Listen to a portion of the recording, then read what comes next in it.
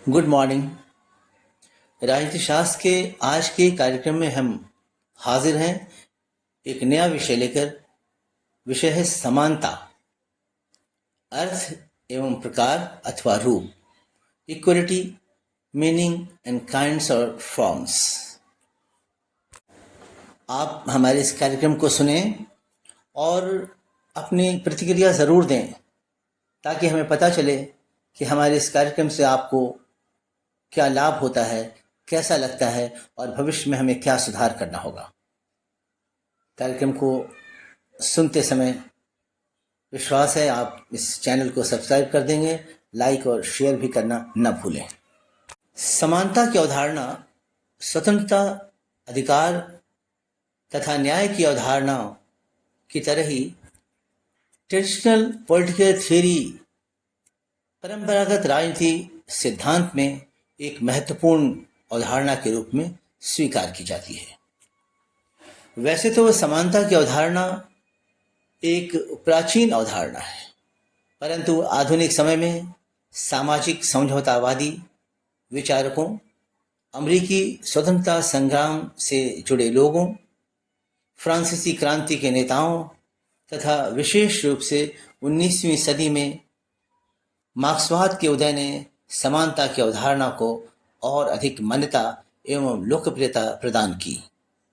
आधुनिक समय में समानता के सिद्धांत ने चाहे कितनी भी महत्ता प्राप्त कर ली हो, लेकिन इस अवधारणा को परिभाषित करना मुश्किल माना जाता है। निश्चित रूप से इसे कठिन कार्य के रूप में समझा जाता है। लास्की ने तो समानता के विचार को संपूर्ण राजनीति शास्त्र के क्षेत्र में सर्वाधिक कठिन विचार कहा है। समानता के अर्थ की व्याख्या के संबंध में कठिनाई की ओर बारकर सहित कई अन्य विचारकों ने भी इशारा किया है।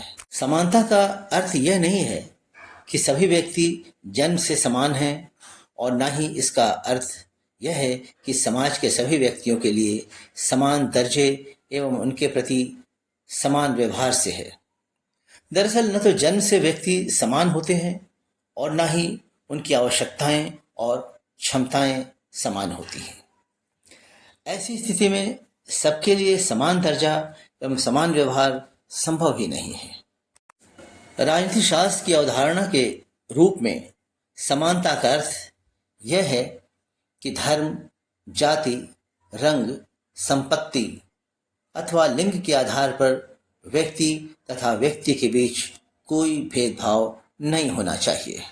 सभी व्यक्तियों को अपने अपने विकास के लिए पर्याप्त अवसर प्रदान होना चाहिए। लास्की, बारकर तथा राजनीति शास्त्र के अन्य विद्वानों ने, यूं कहें कि बहुत से विद्वानों ने, अधिकांश विद्वानों ने समानता की अवधारणा का इसी प्रकार का अर्थ लगाया है। समानता के प्रकार या रूप या आयाम, काइंड्स और फॉर्म्स और डायमेंशंस ऑफ इक्वलिटी। समानता एक बहुआयामी अवधारणा है, मल्टी डायमेंशनल कंसेप्ट है। स्वाभाविक रूप से इसके विभिन्न प्रकार हैं और इसकी चर्चा विभिन्न तरीके से की जा सकती है। सबसे पहले प्राकृतिक समानता। प्राकृतिक समानता से आमतौर पर यह अर्थ लगाया जाता है कि व्यक्ति जन्म से ही समान होते हैं, परंतु इस अर्थ में समानता जैसी कोई चीज़ संभव ही नहीं है, क्योंकि व्यक्ति बुद्धि, बल एवं प्रतिभा की दृष्टि से एक दूसरे से अलग होते हैं। सामाजिक समानता। सामाजिक समानता का अर्थ यह है कि समाज में रहने वाले व्यक्तियों के आपसी संबंधों में बराबरी हो। प्रत्येक व्यक्ति को समाज की एक प्रतिष्ठित इकाई के रूप में मान्यता मिलनी चाहिए तथा जाति, धर्म, संपत्ति, कुल, रंग अथवा लिंग के आधार पर भेदभाव नहीं होना चाहिए। राजनीतिक समानता। राजनीतिक समानता से मतलब तात्पर्य यह है कि सार्वजनिक पदों को प्राप्त करने तथा शासन कार्य के प्रबंधन में भाग लेने संबंधी सभी नागरिकों के समान अधिकार होने चाहिए।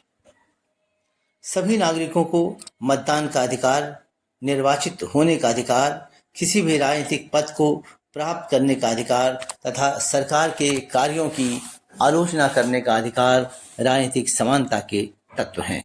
कानूनी समानता। कानूनी समानता से तात्पर्य कानून के समक्ष सब लोगों को, प्रत्येक को समानता या कानून के संरक्षण की प्राप्ति की समानता होनी चाहिए। इंग्लैंड में रूल ऑफ लॉ, विधि का शासन, कानूनी समानता की सही पहचान है। आर्थिक समानता। आर्थिक समानता के विचार को पूर्व सोवियत संघ तथा विश्व के अन्य साम्यवादी देशों के संविधानों में स्पष्ट रूप से स्वीकार किया गया था। यदि राजनीतिक समानता की बात पर बल उदारवादी जनतांत्रिक देशों ने दिया, तो आर्थिक समानता साम्यवादी राजनीतिक व्यवस्थाओं की पहचान रही है। आर्थिक समानता से तात्पर्य यह है कि धन का उचित वितरण होना चाहिए और संपत्ति की दृष्टि से ऐसी स्थिति न हो कि कोई भी किसी का शोषण कर सके। धन्यवाद। आपको ये कार्यक्रम कैसा लगा मुझे ज़रूर बताएं।